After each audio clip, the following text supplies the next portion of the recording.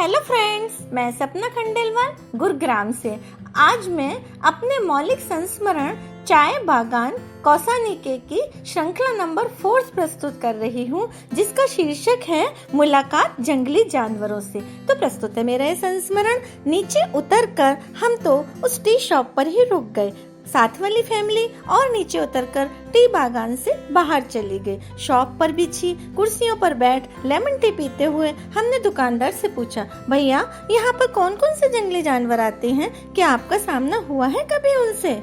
यहाँ पर वैसे तो जंगली सुअर लेपर्ड ही अधिक आते हैं, पर हाँ मैंने देखा है तेंदुओं को। उन्होंने कहा, पता है एक बार क्या हुआ, मंदिर जागरण से रात्रि में वापस मैं अपने घर को लौट रहा था इसी रास्ते से, तो अचानक से मुझे यहाँ कुछ दिखा। टॉर्च मारी तो देखा एक तेंदुआ मेरे सामने बैठा हुआ था। मैं तो बस वहीं का वहीं खड़ा रह गया। अपने भाई को फोन किया, भाई के संग आए कई लोगों ने टॉर्च की रोशनी जब उसकी आंखों पर मारी ना, तब थोड़ी देर बाद वो चुपचाप चला गया।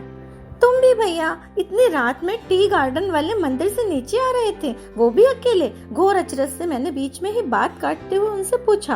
अरे नहीं जी, मैं तो नीचे गांव के मंदिर से आ रहा था। उन्होंने कहा, तो इतनी रात में इसी जंगल से होकर ही घर क्यों जाना था तुम्हें? क्योंकि मैडम जी मेरा घर ही यही बराबर में नाले के पास है और उसका रास्ता यहीं से होकर निकलता है। ओह अच्छा। कह हमने उनकी बातों को यथावत सुनना जारी रखा, पर साथ ही अपनी चेयर्स को छोड़ धीरे धीरे वहां से हटकर नीचे की ओर जाने वाले मार्ग पर हम खड़े हो गए, क्योंकि उन भैया के कस्टमर न जाने कब से खड़े हुए हमारे कुर्सियों से हटने का वेट कर रहे थे। सच में जिंदगी का ये सफर है ही ऐसा कि यहाँ हर कोई अपने अनुभव परस्पर बांटना चाहता है और उन अनुभवों से मिलने वाली सीख बहुत कुछ सिखा जाती है हमें। हाँ, तो अब वो भैया भी जो कि हमारे साथ ही थे, जब अपने और किस्से हमें सुना रहे थे, तो बचपन में इसी तरह से एकाग्रचित्त हो अपने बड़ों से सुनी गई कहानियां याद आने लगी थी हमें, जिनको ऐसे ही चाव से सुनाया जाता था। लेकिन अब की बार ना तो कहानियां काल्पनिक थी, ना ही उनके पात्र। अब वो भैया बता रहे थे, पता है एक बार तो हमारे घर के आंगन में ही तेंदुआ घुस आया था। सांस थामे जब हम उनकी तरफ देखने लगे तो बोल पड़े वो, पर यह काफी वर्ष पुरानी बात है। तब अंधेरे में हमें वो नजर नहीं आया था, पर जब बाद में पता चला तो हालत बहुत खराब थी।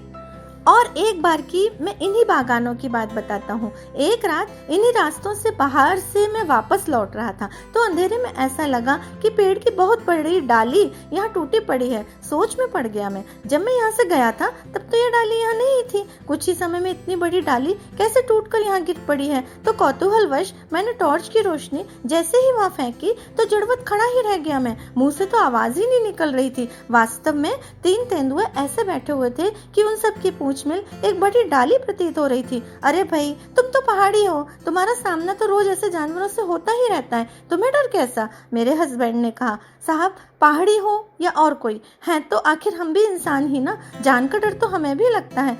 फिर भैया कैसे निकले आप वहाँ से? मेरे साथ साथ बच्चों ने भी सवाल दाग अपने मन में चलते प्रश्नों का समाधान खोजने की कोशिश की।